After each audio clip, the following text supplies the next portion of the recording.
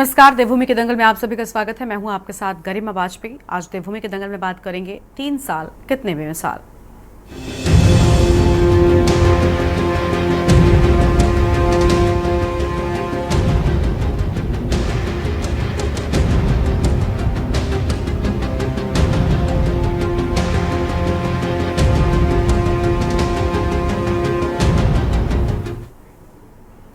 हैं देवभूमि के दंगल की ओर। उत्तराखंड में धामी सरकार का 3 साल का कार्यकाल पूरा होने जा रहा है। प्रदेश में सरकार के 3 साल पूरे होने पर सभी जिलों में सेवा दिवस के रूप में मनाया जाएगा। धामी सरकार के 3 साल पूरे होने पर प्रदेश में कार्यक्रम आयोजित होंगे। बता दें कि सभी कार्यक्रम जन सेवा थीम पर आधारित होंगे। तो वहीं 22 मार्च को अल्मोड़ा और 23 मार्च को देहरादून में मुख्य कार्यक्रम आयोजित किए जाएंगे, जबकि 23 मार्च को सभी जिलों में शिविर लगाए जाएंगे। जिला मुख्यालयों में आयोजित कार्यक्रम में प्रभारी मंत्री प्रतिभाग करेंगे। इसके अलावा जिन जिलों में प्रभारी मंत्री नहीं है वहां सांसद मुख्य अतिथि के रूप में शामिल होंगे। और अब तक 3 सालों में धामी सरकार के फैसले अन्य राज्यों के लिए नजीर बन गए हैं। राज्य की डेमोग्राफी और उसका देवभूमि स्वरूप सुनिश्चित करने को सरकार ने कठोरतम धर्मांतरण कानून बनाए हैं। अवैध धार्मिक अतिक्रमणों के खिलाफ कार्रवाई की है। अवैध शिक्षण संस्थानों पर भी रोक लगाई है और साथ ही साथ दंगारोधी कानून भी लागू किए हैं। और इसी का नतीजा है कि आज लव जिहाद और लैंड जिहाद की साजिशों पर पूर्ण विराम लग गया है। अभी तक हजारों एकड़ भूमि को अतिक्रमण मुक्त किया गया है। सैकड़ों अवैध मदरसों पर भी ताला लगाया गया है। सख्त कानून बनाकर प्रदेश की जनता की चिंताओं को दूर किया गया। और कांग्रेस ने धामी सरकार के 3 साल के कार्यकाल पर निराशा जाहिर की है। कई घोटालों में सरकार भ्रष्टाचार में लिप्त है। आज हम इसी मुद्दे पर करेंगे विस्तार से चर्चा। खास मेहमान हमारे साथ में होंगे, लेकिन उससे पहले एक नजर आज की इस खास रिपोर्ट पर डालिए।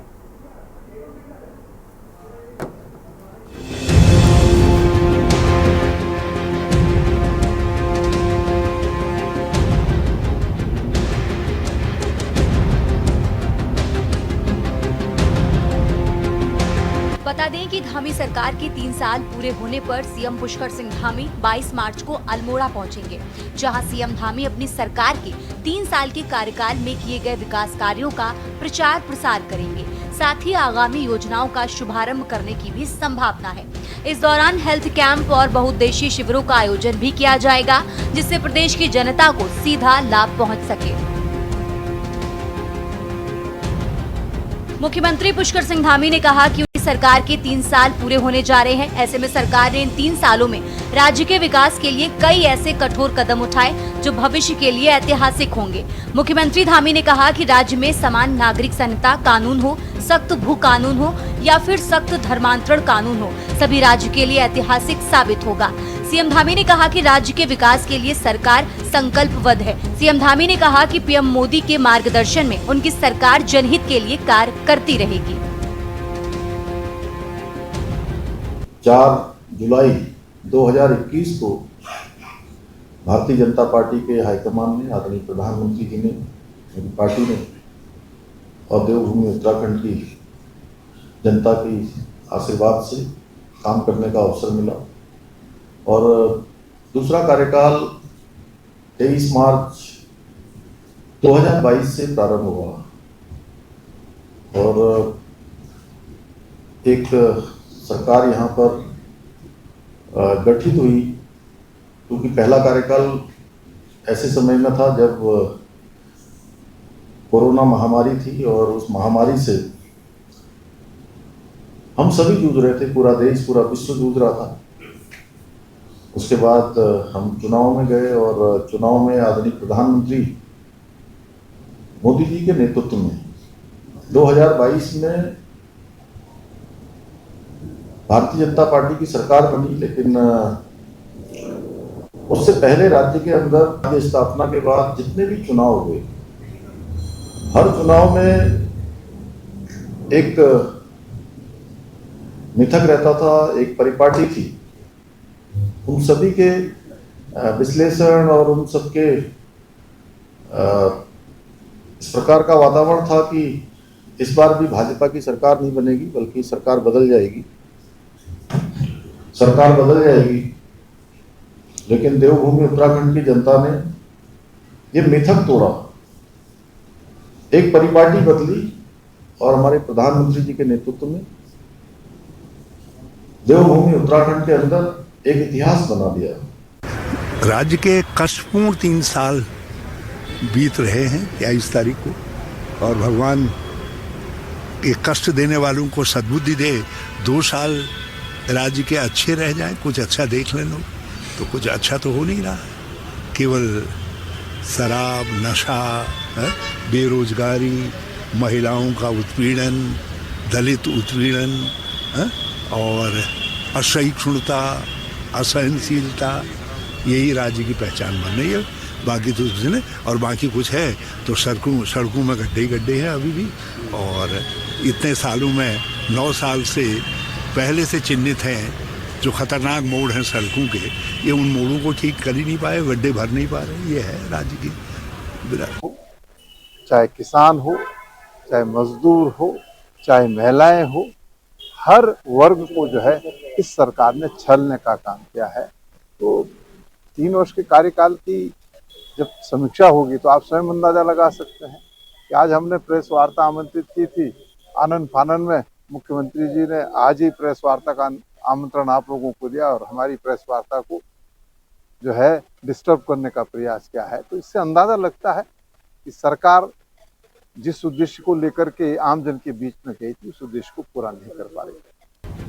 वहीं विपक्ष ने धामी सरकार के 3 साल के कार्यकाल को निराशाजनक बताया और कहा कि सरकार में मंत्रिमंडल के सदस्य अनुभवहीन हैं, उनमें अनुभव की कमी है। इस कारण विधानसभा के भीतर व बाहर माहौल खराब हो रहा है। आज प्रदेश में पेपर लीक हो रहे हैं, बेरोजगारी चरम पर है, सरकारी पद खाली चल रहे हैं, आयुर्वेद विश्वविद्यालय, परिवहन विभाग, वन विभाग में उपनल के मार्ग निकाला जा रहा है। उन्होंने विधानसभा भर्ती में युवाओं को नौकरी से निकालने को आपत्तिजनक बताया।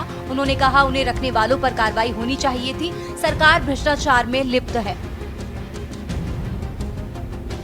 भाई, हम जो सरकारें बनाई थी भारतीय जनता पार्टी की, राज्य के वासियों ने, यहाँ के युवाओं ने, महिलाओं ने बड़ा वोट भारतीय जनता पार्टी को दिया और इस आशा और उम्मीद के साथ दिया कि हम विकास की ओर बढ़ेंगे, हमारे लिए नई योजनाएं बनेंगी, हम धरातल पर उन योजनाओं पर क्रियान्वित होगा, युवाओं को रोजगार मिलेगा, महिलाओं के सर से बोझ हटेगा, हमारे जल जंगल उपयोग हमारे अनुरूप होंगे। धामी सरकार केवल इन कानूनों को बनाने में रह गई, इसका ड्राफ्ट उन्होंने बना के दे दिया और कुछ धरातल पर नहीं किया। ना उन्होंने सड़क की बात करी, ना स्वास्थ्य की बात करी, ना उन्होंने शिक्षा की बात की, और ये सारे मुद्दे उन्होंने जनता के जो मूल आधारित बिंदु थे उनसे हटकर उन्होंने काम किया।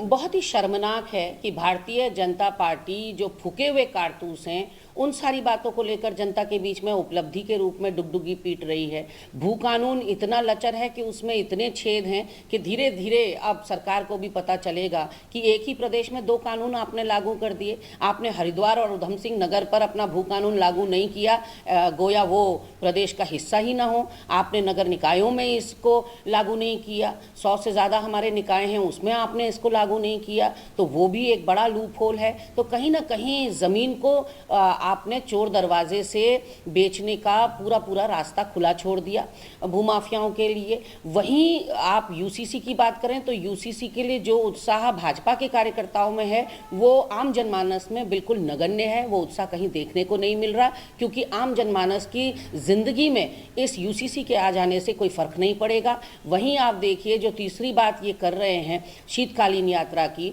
जिस शीतकालीन यात्रा को प्रधानमंत्री मोदी मोहर नहीं लगा रहे हैं, बार बार उनकी तारीखों में तब्दीलियां होना इस बात का द्योतक है कि अभी आपकी शीतकालीन यात्रा में आमूलचूल परिवर्तन करने की ज़रूरत है। वहाँ बेसिक जो फैसिलिटीज़ हैं वो मुहैया कराने की ज़रूरत है, और अभी शीतकालीन यात्रा का आपका स्तर जो है वो उतना नहीं हुआ कि प्रधानमंत्री उसकी ब्रांडिंग करें। ये उन्होंने बार बार अपने प्रोग्राम्स में तब्दीली करके बता दिया है। देखिए, हमारे मुख्यमंत्री माननीय पुष्कर सिंह धामी जी के नेतृत्व में हमारी सरकार के 3 साल पूर्ण होने जा रहे हैं, और इन 3 सालों में उत्तराखंड राज्य सशक्त उत्तराखंड, समृद्ध उत्तराखंड और श्रेष्ठ उत्तराखंड की दिशा में आगे बढ़ा है। और जिस प्रकार से इन 3 सालों में जो सरकार के द्वारा निर्णय लिए गए हैं वो अन्य राज्यों के लिए, देश के लिए भी एक प्रेरणा का काम कर रहे हैं।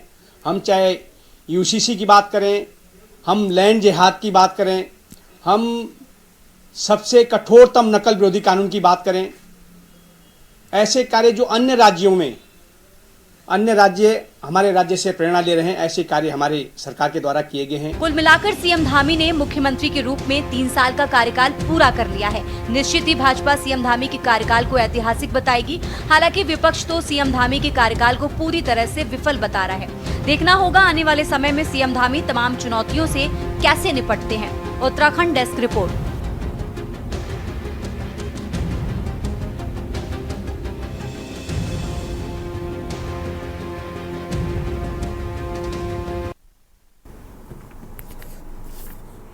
और आज इसी मुद्दे पर हम करेंगे विस्तार से चर्चा। खास मेहमानों का पैनल हमारे साथ में जुड़ रहा है। सबसे पहले इनसे आपका परिचय करवाते हैं। हमारे साथ में खास मेहमान जुड़ रहे हैं। कमलेश उनियाल साहब हैं, प्रदेश प्रवक्ता भारतीय जनता पार्टी की ओर से जुड़ेंगे थोड़ी देर में। आशीष नौटियाल साहब हैं, प्रदेश प्रवक्ता कांग्रेस पार्टी की ओर से। मीनाक्षी घड़ियाल जी हैं, केंद्रीय प्रवक्ता उत्तराखंड क्रांति दल की ओर से। प्रदीप कुकरेती साहब हैं, प्रवक्ता राज्य आंदोलनकारी मंच की ओर से। और रतनमणि ढोभाल जी हैं, राजनीतिक विश्लेषक हैं। सभी मेहमानों का बहुत बहुत स्वागत। बीजेपी आज थोड़ी देरी से जुड़ रही है। चलिए कांग्रेस के साथ में शुरुआत कर लेते हैं। नौटियाल साहब, कांग्रेस के लगातार देखिए विरोध के बावजूद, लगातार विपक्ष की मौजूदगी के बावजूद धामी सरकार के जो फैसले हैं वो एक के बाद एक आते गए और अब 3 साल बेमिसाल का जश्न मनाया जा रहा है। क्या लग रहा है कि क्या धामी सरकार इन 3 सालों में जनता के बीच में अपनी जो मौजूदगी है उसको और मजबूत कर पाई है या फिर विपक्ष उस मजबूती को कम कर पाने में कामयाब हो पाया है? इन 3 सालों को आप कैसे देख रहे हैं? क्या ये बेमिसाल हैं आपके लिए? गरिमा जी, 3 साल बिल्कुल बेकार है। इन्होंने 3 साल जो है उत्तराखंड की जनता का बिल्कुल बेकार कर दिया। 3 साल के अंदर आप देखें, ऐसा कोई क्षेत्र नहीं है जहां इन्होंने छेड़खानी ना की हो और जिस क्षेत्र में लोग परेशान ना रहो। आज वकील तक इनके राज्य में हड़ताल पर है, वकील तक हड़ताल पर जा रहे हैं। आप देखिए, आंदोलनकारी जो अपनी मांगों को लेकर बार बार जो है सरकार का दरवाजा खटखटाते हैं, उनके साथ किस प्रकार से दुर्व्यवहार किया जाता है प्रेमचंद अग्रवाल जी द्वारा, वो भी हमने देखा है। 3 साल के अंदर स्वास्थ्य व्यवस्थाओं का बेहाल हम लोगों ने देखा है। किस प्रकार से स्वास्थ्य का हाल किया है भारतीय जनता पार्टी ने, कि आज आए दिन अखबारों में आता है कि दून हॉस्पिटल में अल्ट्रासाउंड की मशीन खराब हो गई, कभी अल्ट्रासाउंड करने वाला भाग गया। किस तरह की परेशानी आती है गांव में जो है। जब शहर की हाल ये है स्वास्थ्य व्यवस्था का, तो गांव की हाल आप देख सकते हैं। आशा आंगनबाड़ी कार्यकर्ती पिछले 4 साल से अपनी मांगों को लेकर हड़ताल पर है, उनकी मांगे पूरी नहीं कर पाए हैं। आप कहाँ कुछ किया आप लोगों ने? आपने जनता को गुमराह करने का काम किया। बड़ी मुश्किल से मूल निवास भू कानून पर जब आप लोग बात करते हैं तो भू कानून के तहत तो आपने कानून की धज्जियां उड़ा दी। भू कानून में आप देखें किस तरह से आपने चोरी का दरवाजा खोला उत्तराखंड के अंदर, कि आपको अगर उत्तराखंड में एंट्री करनी है तो हरिद्वार और वहां के रास्ते आ जाओ। तो इन्होंने हर जगह बेहाल किया हुआ है। उत्तराखंड की जनता त्रस्त है। युवाओं के लिए इन्होंने क्या किया, आपने देखा होगा कि युवाओं ने जब रोजगार मांगा तो उन पर लाठीचार्ज करने का काम किया। महिला शक्ति के लिए इन्होंने क्या किया, आप देख रहे हो आए दिन भारतीय जनता पार्टी का कोई ना कोई नेता इस दुराचार में पकड़ा जाता है। अंकिता को आज तक न्याय नहीं दिला पाए। तो मुझे नहीं लगा, वन अग्नि क्षेत्र में देख लें आप, पिछली बार वह जब जंगलों में आग लगी थी तो कई वन अग्नि में कई लोग जल गए थे। तो मुझे नहीं लगा कि इन्होंने 5 साल में 3 साल में कुछ किया। अपने चारधाम यात्रा की बात कर ले तो हर बार चारधाम यात्रा में इतनी अवस्थाएं होती हैं, कभी नामांकन होंगे, कभी कुछ होगा, कभी कुछ होगा। वहां के यात्रियों को भी परेशान करने का काम किया है इन्होंने। तीर्थ पुरोहित पंडों को परेशान किया है। ऐसा क्षेत्र बता दें जिनको इन्होंने परेशान नहीं किया हो। तनख्वाह नहीं दे पा रहे हैं, राज्य को कर्ज में डालने का काम कर रहे हैं। तो मुझे नहीं लगता 3 साल वाकई बहुत मुश्किल से जनता ने काटे हैं और किसी तरह से 2 साल और कट जाए, बस उसके बाद इनका विदाई हो और जनता चैन की सांस ले पाए, यही हम लोग कामना करते हैं। क्योंकि 3 साल में जनता त्रस्त है, इसके अलावा कुछ नहीं। ठीक है, आपके पास में लौटेंगे। मीनाक्षी घड़ियाल साहब जी हमारे साथ में है, केंद्रीय प्रवक्ता उत्तराखंड क्रांति दल की ओर से। मैम, क्या कहना चाहेंगी? इन 3 सालों को क्या आप बेमिसाल मानती हैं या आशीष जी की तरह 3 साल पूरे बेकार? देखिए, 3 साल में ये जो भी प्रोग्राम कर रहे हैं, बेसिकली ये इनका प्रचार का एक माध्यम है और कुछ नहीं। क्योंकि ये जो सरकार है, ये 3 सालों में सबसे पहले तो ये जानने में फेल रही कि इस राज्य की प्राथमिकताएं क्या हैं। मुझे नहीं लगता कि इस राज्य की प्राथमिकताएं जो थी वो यूसीसी कानून था। इस राज्य की प्राथमिकता ये लैंड जिहाद, थूक जिहाद, ये सब नहीं था। अगर हम देखें 25 वर्षों में आज हमारे राज्य की स्थिति इतनी खराब है कि यहाँ पे पलायन और बेरोजगारी बढ़ती चली जा रही है। यहाँ पे स्वास्थ्य और सुविधाओं को लेके हम आए दिन अखबारों में सुनते हैं कि किस प्रकार से महिलाएं प्रसव के दौरान मर रही हैं, किस प्रकार से जंगली जानवरों का हमला उन पर हो रहा है, किस प्रकार से हमने देखा कि इस राज्य के अंदर इनके ही कार्यकाल में कितने विवाद उत्पन्न हुए। ये कानून व्यवस्था को ठीक से नहीं मैनेज कर पा रहे हैं। और सबसे बड़ी बात तो ये है कि ये जो भी कार्य है, सिर्फ जो मुंह जबानी ये लोग हम लोगों को बता रहे हैं कि हमने इतना कार्य कर दिया, उसकी कोई रिपोर्ट इनके पास नहीं है। ये सबसे बड़ा दुखद है कि इनके पास अपने कार्यों को प्रूफ के तौर पे कोई रिपोर्ट नहीं होती है, कोई इनका ऑडिट इनका नहीं होता है, कोई सत्यापित रिपोर्ट इनके पास नहीं होती है। तो बोलने के लिए तो ये जितना मर्जी बोलते रहें, तो 3 साल जो है वो जनता ने भी देखा है कि जिन चीजों की उन्हें जरूरत थी वो चीजें इस सरकार ने उन्हें नहीं प्रोवाइड किया, बल्कि ये अन्य चीजों में ज्यादा उलझे रहे। तो 3 साल तो बर्बाद ही किए हैं। और इतना ढिंडोरा ये लोग पीट रहे हैं। इनकी सफलता का आप ये देखिए कि इनकी मिनिस्ट्री अभी तक खाली है।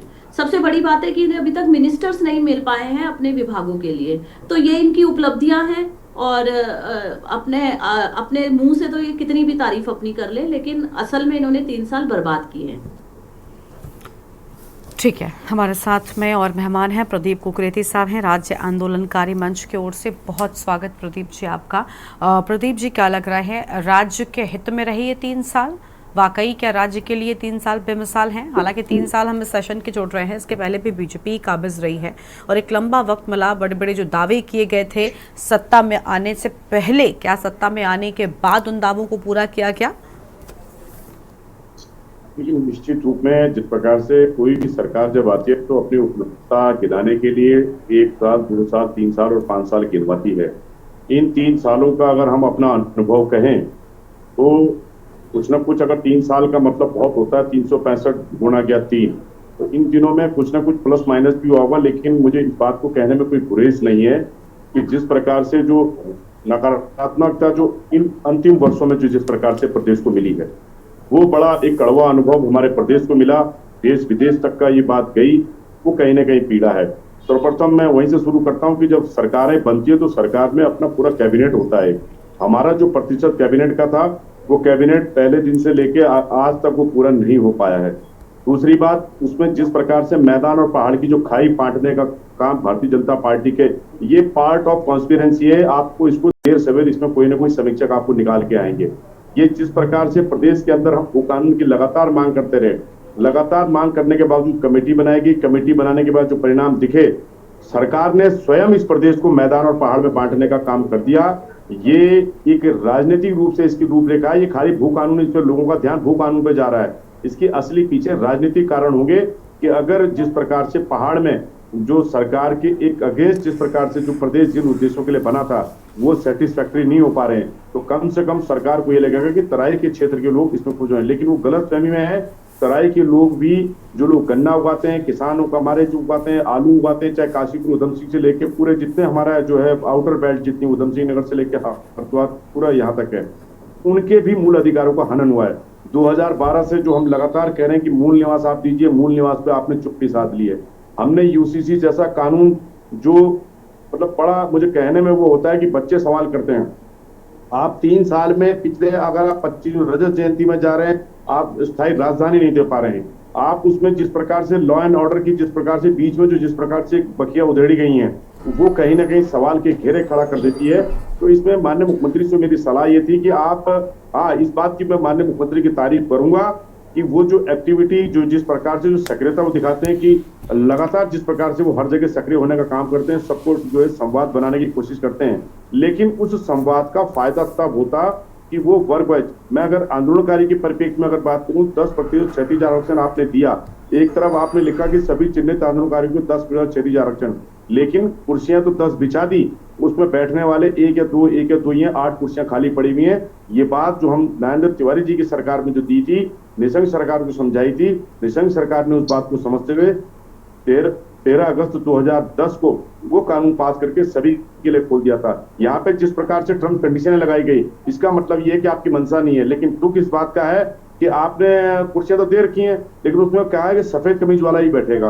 तो ये कंडीशन जब लगा दी जाती है तो उसका कोई लाभ नहीं है। मंत्रिमंडल में इतना गैप होने के बाद क्या हमारे मंत्री इतने योग्य हैं लगातार वन भूमि जिस प्रकार से भ्रष्टाचार हो रहा है, लगातार जिस प्रकार से बीजों पौधों में जो भ्रष्टाचार हो रहा है, जिस प्रकार लगातार जो है परिवहन विभागों में जिस प्रकार से वो हो रहे हैं, रोज नए घोटाले मुझे देखने को पढ़ने को जो मिलते हैं, तो कहीं ना कहीं इस बात की टीस होती है। माननीय मुख्यमंत्री को 3 वर्षों के बाद समीक्षा करनी चाहिए।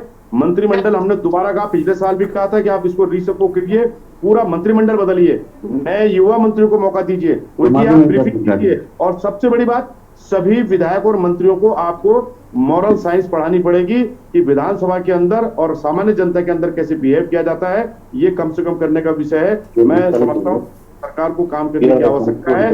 यूसीसी में पूरे उसका नाम बदलें और उसमें सुधार करने की आवश्यकता है। ये हमारे यहाँ इस तरह की संस्कृति नहीं है। समान नागरिक संहिता, नागरिक हम जो है भारत के हैं, उत्तराखंड के तो हम वासी हैं, तो ये कहीं ना कहीं इस पर अधिकारियों ने कितनी बड़ी झोल कर दी। सुरेखा टंगवाल मैडम ने कितना बड़ा झोल कर दिया, सुभाष कुमार जैसे लोगों, कितने अनुभवी लोग अधिकारी रहे, उन्होंने कैसे झोल कर दिया।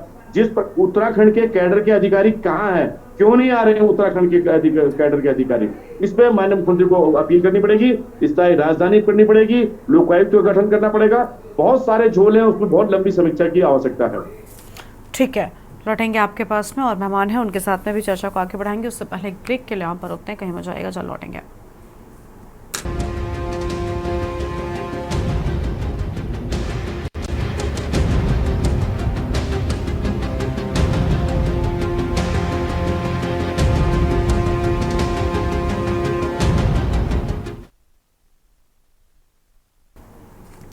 ब्रेक के बाद देवभूमि के दंगल में आप सभी का स्वागत है। 3 साल बेमिसाल को लेकर हम कर रहे हैं चर्चा। खास मेहमानों का पैनल हमारे साथ में लगातार बना हुआ है। बीजेपी का रुख कर लेते हैं। कमलेश उनियाल साहब हमारे साथ में है, प्रदेश प्रवक्ता भारतीय जनता पार्टी की ओर से। कमलेश जी, 3 साल कितने बेमिसाल? विपक्ष को आप थोड़ी देर से जुड़े, आप नहीं सुन पाए, लेकिन लगातार सबकी ओर से शिकायतें सामने आ रही हैं। देखिए, मैं एक चीज बोलूंगा, अभी मैं सुन रहा था लेकिन थोड़ा विलंब से जुड़ा हूं मैं। सरकार निरंतर कार्य कर रही है और हर साल के हिसाब से आज 3रा साल हमारी सरकार को है। और सरकार ने जब भी, देखो, विपक्ष का काम है मुद्दे बताना, किसी चीज को, अगर कोई चीज है उसको पटल में लाना और एक सकारात्मक सोच के साथ कहीं ना कहीं सरकार को अवगत कराना। और जब आप देखो, यूसीसी से पूर्व अगर हम लोग कई ऐसे कानून सरकार ने बनाए हैं, जैसे नकल अध्यादेश के बारे में एक सशक्त नकल अध्यादेश कानून हमारी सरकार ने बनाया, पुष्कर सिंह धामी जी ने बनाया है। और आज उसी तर्ज पर आप पूरे अगर प्रदेश में, देश में पूरे उस तरह का कानून आज बनाने की लोग प्रक्रिया चालू कर रहे हैं। अन्य प्रदेशों में भी हम लोग, चाहे भू कानून की एक मांग थी विगत कई टाइम से, हमने भू कानून बनाया। भू कानून में कई लोगों, अभी मैं सुन रहा था, कहते कि भाई साहब कुछ इसमें ये होना चाहिए, वो होना चाहिए संशोधन। तो एक आम पोर्टल के माध्यम से, कई ऐसे माध्यम थे जिसमें सुझाव लेकर के एक सशक्त कानून बनाया है। उसके अलावा हम चाहे यूसीसी की बात करते हैं, तो यूसीसी भी एक हमारे मैनिफेस्टो में था और उस हिसाब से जैसे जैसे हमने कानून की अगर बात करते हैं, तो यूसीसी का भी कहीं ना कहीं सरकार ने जब देखा है कि आज किस तरह जैसा लैंड जिहाद, लव जिहाद की एक लगातार स्थिति बनी आ रही है, उसको और जो डेमोग्राफी को देखते हुए और समानता का कानून की एक पहल है और ये एक दिन मिसाल बनेगी और पूरे भारत के अंदर इस तरह का जो कानून है, अलग अलग राज्य आज उसको समझ रहे हैं और कहीं ना कहीं इसकी तारीफ भी हो रही है। और बड़े मंचों पे, बड़े मीडिया हाउसेस ने इस बात को नेशनल इंटरनेशनल स्तर पे भी इस चीज को देखा। भाई, उत्तराखंड पहला ऐसा राज्य है जहाँ पे पुष्कर सिंह धामी जी ने यूसीसी लागू किया है। इसके अलावा चाहे हम लोग पानी की, जल की बात करते हैं, प्रत्येक घर को अनाज की बात करते हैं, प्रत्येक व्यक्ति को विकलांग वृद्धा पेंशन की बात करते हैं, चाहे हम सीएम पोर्टल के माध्यम से शिकायत और उनका समाधान की बात करते हैं, तो निरंतर सरकार, संगठन और हमारे जो अधिकारी निरंतर कार्यक्रम चलते रहते हैं। ऐसा नहीं है कि सरकार ने कोई बात रखी है तो खाली एक प्रचार करने का एक माध्यम है कि साहब हमारे 3 साल बेमिसाल हैं।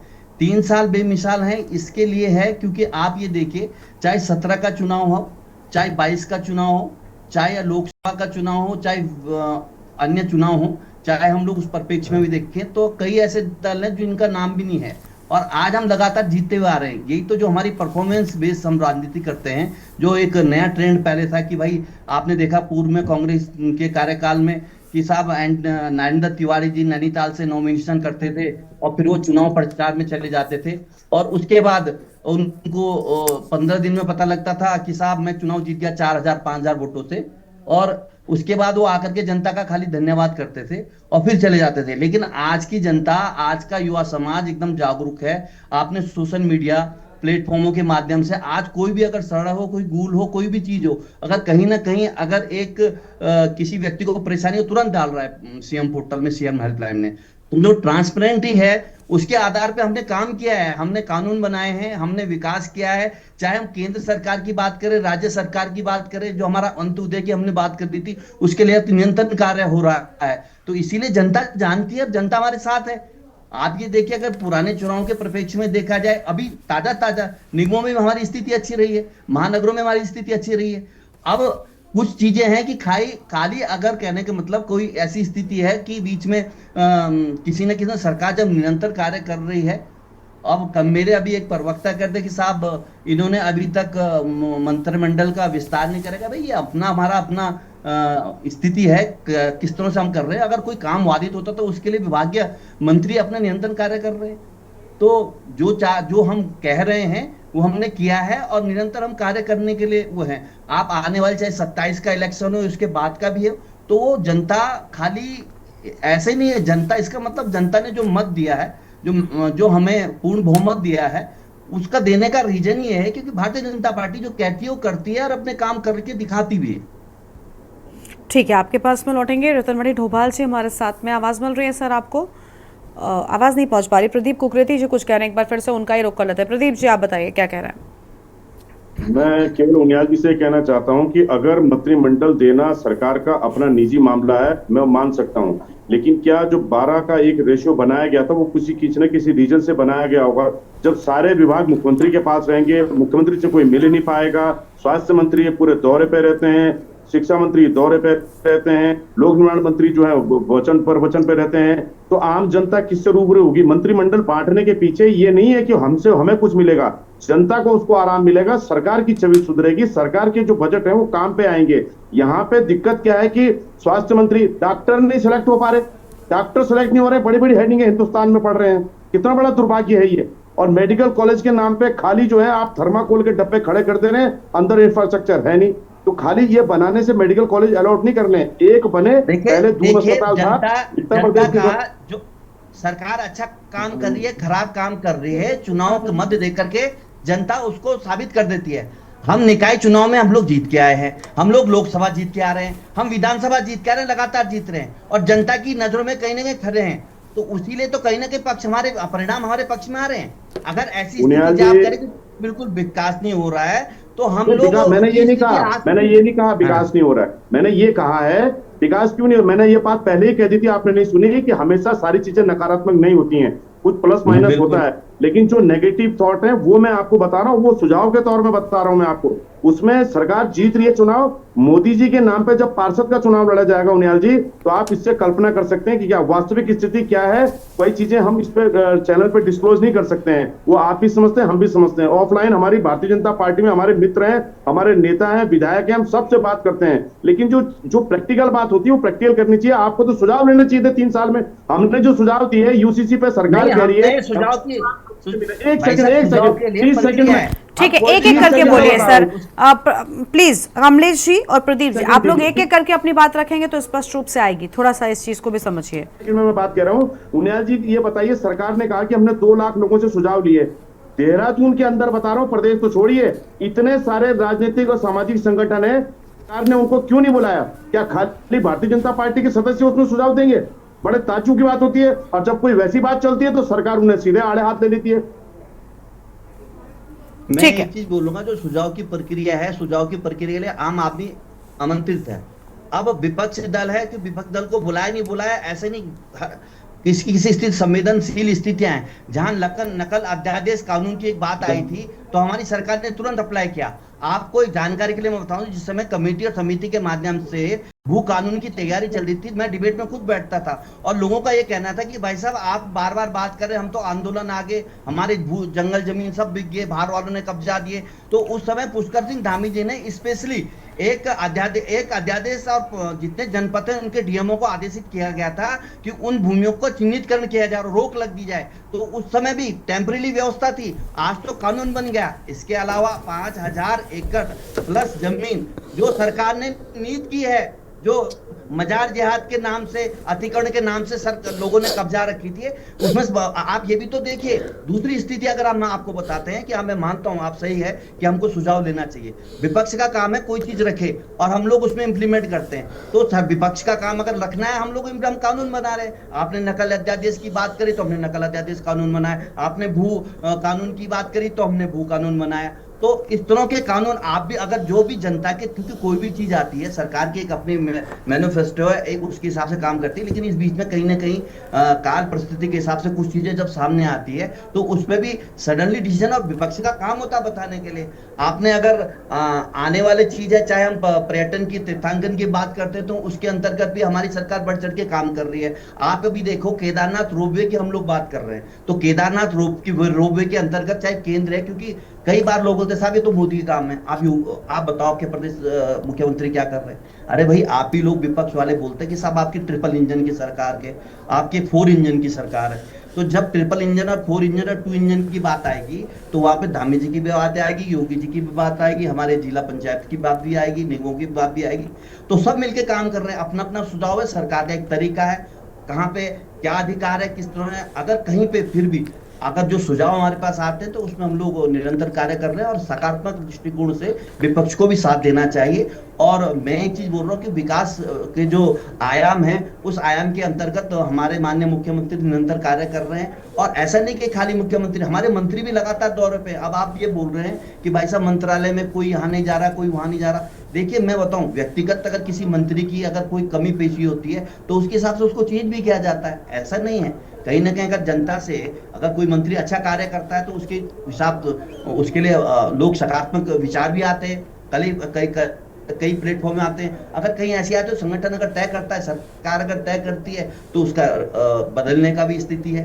तो ऐसा नहीं है कि सरकार और संगठन या भारतीय जनता पार्टी की जो हमारी सरकार है, चाहे केंद्र में है चाहे प्रदेश में है, तो हम लोग कर रहे हैं। आने वाले टाइम पे आपको ऐसा लगेगा निरंतर की जो धामी सरकार है, चाहे 2027 का चुनाव है तो उस समय भी आप स्थिति देखेंगे पॉजिटिव रहेगी।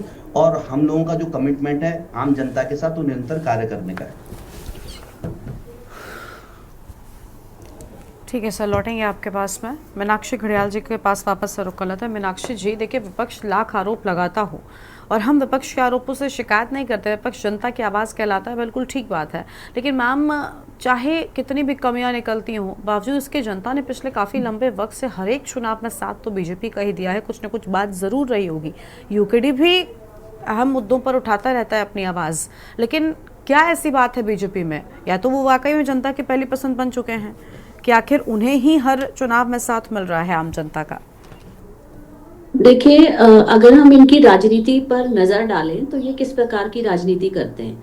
ये लोग किसी भी एक, चाहे वो नेता कांग्रेस का हो या कहीं का भी हो, उसे या तो डरा के, धमका के, या फिर उस पे ईडी का डर दिखा के किसी भी प्रकार से उस नेता को अपनी पार्टी में लाके खत्म किया जाता है। और जिस प्रकार से धन बल और बाहुबल का इस्तेमाल राजनीति के अंदर आज हो रहा है, वहां पे हम लोग, मतलब बहुत मुश्किल नहीं है भाजपा के लिए कोई भी सीट को जीतना। और दूसरी चीज, जो ये बड़े बड़े दावे कर रहे हैं काम करने के, मैंने पहले भी कहा कि इन जो भाजपा है इसे पता ही नहीं है कि इस राज्य की प्राथमिकता क्या है। आज जो हमारे प्रवक्ता यहाँ पर बैठे हैं, मैं उन्हीं से पूछूंगी, क्या इस राज्य के अंदर पलायन समस्या नहीं है? क्या इस राज्य के ये मुद्दे तो जब से उत्तराखंड का गठन हुआ, जब से उत्तराखंड, हाँ आऊंगी सर, कमलेश मैं भी आपसे जवाब लूंगी। क्या इस राज्य के अंदर जो विलेजेस हैं, जो गोस्ट विलेजेस बन रहे हैं, वो समस्या नहीं है? क्या यहाँ पे जो स्कूल्स बंद हो रहे हैं वो समस्या नहीं है? तो आप ये समझिए, भू कानून में कितना बड़ा मजाक इन लोगों ने किया है।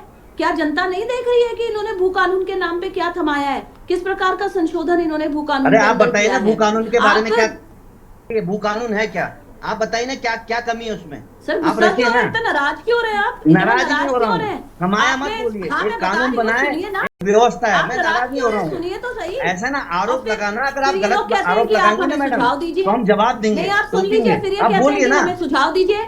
सर प्लीज एक एक करके बोलिए। कमलेश जी प्लीज आप अभी शांत रहिए, अभी आएंगे तब बोलिएगा, प्लीज थोड़ी देर के लिए रुक जाइए। ये कहते हैं कि हम विपक्ष से सुझाव लेते हैं, हम चाहते हैं कि सारे लोग इन्हें सुझाव देंगे, किसी की बात सुनने के लिए तैयार भी होते हैं।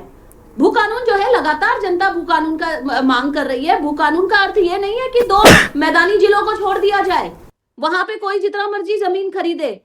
मूल निवास की हम लोग बात कर रहे हैं। आज जो इस राज्य के अंदर है, मूल निवासी अपने आप को ठगा हुआ महसूस कर रहा है। मूल निवासी वो व्यक्ति है जो उत्तराखंड के परिक्षेत्र के अंदर आ रहा है और 1950 से यहाँ पे रह रहा है। आज उस व्यक्ति के अधिकार जो है वो छीने जा रहे हैं, और जब उस अधिकार को मांगने की बात होती है तो ये लोग मैदानी और पहाड़ी वाली कहानी शुरू कर देते हैं।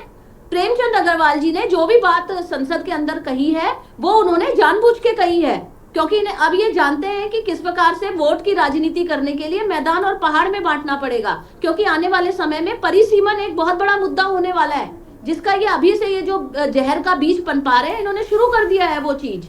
तो ये चीजें जो है भारतीय जनता पार्टी को बोलने से पहले सोचनी चाहिए। 3 साल की किस बात की उपलब्धियां ये लोग मना रहे हैं? क्या हमारे यहाँ पे बेरोजगारी खत्म हो चुकी है? क्या पलायन आज तक खत्म हो गया है? भ्रष्टाचार, लगातार इनके नेताओं में भ्रष्टाचार के केसेस जो है वो निकल के आ रहे हैं, उन पे कोई कार्रवाई इनसे किया नहीं जाता। और बात करते हैं कि नकल विरोधी कानून ये लेके आए हैं। नकल विरोधी कानून जो भाई, यहाँ पे तुम नौकरियां ही नहीं निकाल रहे हो, तुम किसका नकल विरोधी कानून किस पे इस्तेमाल करोगे? मैं जवाब दूं मैडम? हाँ ठीक है सर, बोलिए सर, जल्दी से, कम शब्द में, फिर लौटेंगे रतन मणि जी के पास में। बोलिए। 20 सेकंड में मैं अपनी बात समाप्त करूंगा। मैं एक चीज बोलूंगा, अभी हमारे प्रवक्ता बोल रहे हैं कि भाई साहब आपने ईडी का दबाव दे रहे हो, आप सीबीआई का दबाव दे करो, पता नहीं क्या ऐसा कर दिया है। भाई ऐसा है, जो सही आदमी है वो ईडी और सीबीआई से क्यों डरेगा?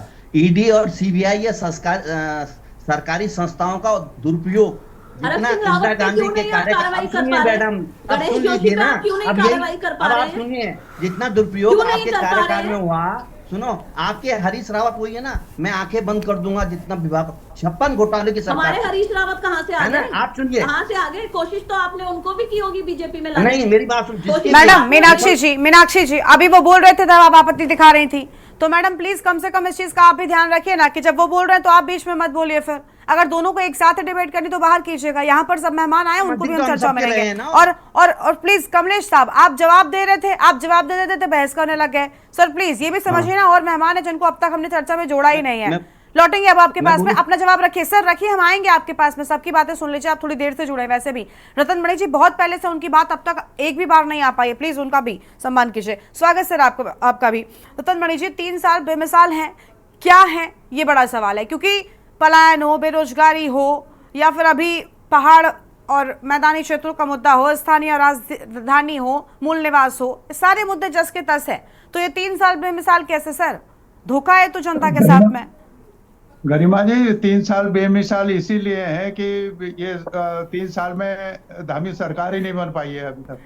हाँ। इस राज्य को सरकार नहीं मिली है जो मिलनी चाहिए थी पूरी मंत्रिमंडल का। ये सरकार पूरी तरह से अकांड भ्रष्टाचार में डूबी हुई सरकार है। जितने घोटाले इस सरकार में हो रहे हैं, जितने कुकर्ते इस सरकार में हो रहे हैं, वो उससे पहले हमने देखे नहीं। और वो भी जिसको ये देवभूमि कहते हैं, मैं तो कहता हूँ देवभूमि मत कहो। घोटालों का नाम बताइए ना भाई साहब। इंसानों का, अरे आप गणेश जोशी से पूछो कितने घोटाले होते, आप तो इजाजत नहीं दे रहे उनको। घोटाले की सरकार है, आप बताइए ना कहाँ पे घोटाला हुआ? बता रहे भाई, मैं नहीं बता रहा हूँ। बोलिए, नहीं बता सकता, बस मैं तो बोल सकता हूँ। इनके लिए मैं तो आरोप लगाने के लिए बैठा हूँ। बता रहे ना, आप सुनो तो, आप सुनोगे नहीं तो बताएंगे कहाँ से? आप गणेश जोशी का घोटाला पे क्यों नहीं आप वहां से उनको इजाजत दे रहे मुकदमा दर्ज करने की? ये तो कोर्ट कह रहा है, मैं थोड़ी कह रहा हूँ। ये तो आपके उसमें दिया गया। अभी आप क्या कहते हैं, वो गणेश जोशी के यहाँ सैनिक धाम बनने वाला था, कहाँ है वो सैनिक धाम? उसकी मिट्टी उनके घर पे सड़ रही है। वहां पर जो आपने मंगाई थी सैनिक धाम के लिए, वो खुद सैनिक हैं और सैनिकों का प्रदेश है। और अब वो सैनिक धाम, वो भ्रष्टाचार का आज कहाँ है वो सैनिक धाम? ये से प्रदेश में 4000 भूता गांव हो गए हैं, भूता गांव हो गए, 1500 स्कूल बंद हो गए हैं। कहाँ आज भी हमारी बहनों को प्रसव के लिए उस पे एक लकड़ी पे डंडी पे लेके जाना पड़ता है, वो सड़क तक लाने के लिए स्ट्रेचर नहीं है। ये आपकी उपलब्धि है। ये इसको उपलब्धि नहीं मानेंगे? आप बेरोजगारों को जो रोजगार मांगेगा उसको पीटोगे। और फिर अंकिता भंडारी को आज तक आप न्याय नहीं दिला पाए क्योंकि वो आपका वीआईपी उसमें शामिल है, इसलिए वो नहीं दिया पाए। कहाँ है आपके स्वच्छ प्रशासन? ये और तब आप जब आपको राजनीति करनी होती है तो आप बहुसंख्यकवाद का एक मुस्लिम आपको एफडी मिली हुई है, उस पर आप लैंड जिहाद, थोक जिहाद, मजार जिहाद ये सब चलाते हैं। आप मजारों को तो तोड़ रहे हो, मंदिरों को क्यों नहीं तोड़ रहे हो? यहाँ से चले जाओ, हाईवे पे कितने मंदिर है, उन मंदिरों को और जीर्णोद्धार कर दिया आपने, उनको तो नहीं हटाया। वो लैंड जिहाद में नहीं आया, कोर्ट का तो आदेश वो भी था। डोभाल जी बहुत बढ़िया, क्यों नहीं उनको हटाया? आप एक तरफा सारे काम करेंगे और भू कानून कह रहे हैं जिसके डंका आप बजा रहे हैं, वो भू कानून में जहाँ जमीन है वहां तो वो कानून ही नहीं है। हरिद्वार में उधम सिंह नगर में जमीन है, जहाँ जमीन है वहाँ कानून नहीं है, जहाँ जमीन नहीं है वहाँ कानून है। ये क्या है? आपने यूसीसी बनाया, हम यहाँ उत्तराखंड के नागरिक वासी हैं, हम नागरिक, हम भारत के हैं, भारतवर्ष के हैं। यह एक देश नहीं है उत्तराखंड, ये देश का एक छोटा सा राज्य है। और जो काम गृह मंत्री अमित शाह को करना चाहिए था, नरेंद्र मोदी जी को करना चाहिए था, वो काम आप धामी से ये प्रयोगशाला बना रहे हो उत्तराखंड में, लिविंग रिलेशन आप बना रहे हैं, करवा रहे हैं। आप सहमत हैं इससे? आप अपने दिल से पूछो कि मैं सहमत हूं कि हम अपनी बेटी का रिलेशनशिप डोभाल जी, अगर आप एक तरफ नकारात्मक सोच के हिसाब से कोई बात रखोगे, आप ये बताइए मुझे, आपका ये कहना है कि भाई जैसे है कि सपोज करो कि हम लोग सैनिक धाम की हम लोग बात करें, हर चीज का एक प्रक्रिया है, सरकार के कार्य चल रहे हैं, निरंतर उसमें कार्य हो रहा है। सबसे पहले आप ये देखिए, भू कानून की बात आई, हमने भू कानून बनाया, नकल अध्यादेश ऐसी नकल करके घूमते थे, माफिया बाहर घूमते थे, कितनी बार पेपर आउट हो जाता था। आज ये देखिए कितने पेपर आउट। सुन लीजिए डोभाल जी, भू कानून के बारे में बताता हूँ। रतनमणि जी ठीक है, शांत रहिए। रतनमणि जी प्लीज एक एक करके बोलिए। सुन लीजिए, ऐसा नहीं आरोपी लगाते रहो, सुनने का भी थोड़ा मजा है। बुद्धिजीवी, अरे आरोपी लगा रहे हैं आप कैसे बोल रहे हैं? आप एक चीज बताइए, आप एक चीज बताइए डोभाल जी, आप ये बताइए क्या पहले भू कानून की आवाज आई? हमने भू कानून बनाया, नकल अध्यादेश में 2014 से पहले, 17 से पहले हर दिन पेपर लीक होता था, हफ्ते में 2 पेपर। आज ये बताइए कितने पेपर लीक हो रहे हैं? ऐसे घूमते थे रोड के नहीं पेपर की लीक करने वाले गैंग, ठीक है। एक माफिया चल रहा था, बैकडोर माफिया अंदर से, हमने हर चीज पे जेल के अंदर की है। आप अंकिता भंडारी की बात कर रहे हो, मैं मानता हूं बहुत वो है, कई बार चर्चा में आती है बात। आप ये बताइए क्या उसमें ट्रायल नहीं हुआ? 200 को दोषी लोग आज क्या मुक्त हो गए, उनके ऊपर मुकदमे कायम नहीं हुए, तत्काल 24 आवर्स उनके ऊपर कार्रवाई नहीं हुई। अब जहां तक मैं मानता हूं कोई अगर नालायक निकल जाए तो उसके ऊपर कार्रवाई नहीं की गई, संगठन तत्काल उसको संवैधानिक पद और पार्टी से हटाया गया है। जो गलत करेगा उसके लिए गलत हो, चाहे स्वयं मैं हूं चाहे कोई भी हो। पार्टी के अंदर हमारे कोई चीज अगर किसी पर आरोप लगता है, उस आरोप का कोई साक्ष्य होता है और कोई चीज है ऑन कोर्ट के अंतर्गत है, तो उसकी भी हमें गंभीरता रखनी चाहिए। दूसरी बात, आप ये कह रहे हैं कि साहब कुछ नहीं रहा, आप ये बताइए हमने भू कानून बनाया नहीं बनाया? आप ये बताइए। आप कह रहे 2 जिलों में से संपूर्ण समाधान आपने किसी समस्या का दिया क्या? कमलेश जी आपने भू कानून को लेकर क्या कर दिया सर? इतने सालों से आप थे। नहीं सुन क्या लीजिए, आंदोलन आप कुछ भी बोलते जाएंगे और हम सुनते जाएंगे, है ना। ये चीजें बार बार उठ करके आई हैं। देहात की स्थिति क्या है, तराई की हम लोग बात करते हैं, वो तराई में भी एक आकलन। कमलेश जी सुनिए, पहले तो सुनिए सर। ये जो समस्याएं थी, इन्हीं समस्याओं के चलते आपके प्रदेश का गठन हुआ था, जिसमें पलायन बहुत बड़ी समस्या। भू कानून के लिए आपने क्या कर दिया? ये प्रदेश की जनता पागल है जो भी आंदोलन कर रही है सड़कों पर उतरकर। रोजगार के लिए आपने क्या कर दिया?